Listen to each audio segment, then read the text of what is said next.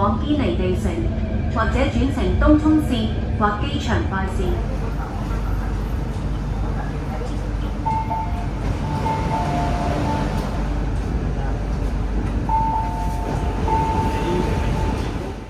點解電視入邊都會有報站嘅？呢個方式唔係淨係得 C Train 先會見到嘅咩？可能 MTR 知道大家都係好鍾意睇電視，睇到好入迷，所以最近就喺荃灣線嘅 Q Train 嘅電視裏面加埋報站系統。下一站荔景，乘客可以轉乘東涌線，左邊嘅車門將會打開。下一站荔景，乘客可以換乘東涌線，左邊的車門將會打開。Next station Liking, interchange station for the Tung Chung line.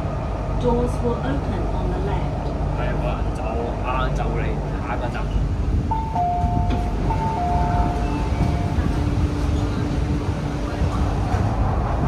下一站葵芳，左邊嘅車門將會打開。下一站葵芳，左邊的車門將會打開。Next station Hai Phong. Doors will open on the left. 下一站葵興，左邊嘅車門將會打開。下一站葵興，左邊的車門將會打開。Next station Hai Hing. Doors will open on the left. 下一站大窩口。下一站大窩口。Next station Tai Wo Hao. 冇錯，下一站荃灣，左邊嘅車門將會打開。下一站荃灣，左邊的車門將會打開。Next station 荃灣。Doors will open on the left.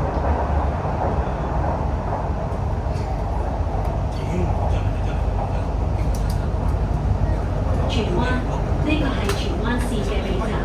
荃灣，這是荃灣線的終點站。荃灣 end of the 荃灣 line。多謝乘搭港鐵。謝謝乘搭港鐵。Thank you for travelling on the MTR。請所有乘客落車。請所有乘客下車。Please exit from the train。多謝你睇到最後，我哋都好珍惜你哋嘅留言。歡迎訂閱我哋嘅頻道，我哋係 Rail Tutor。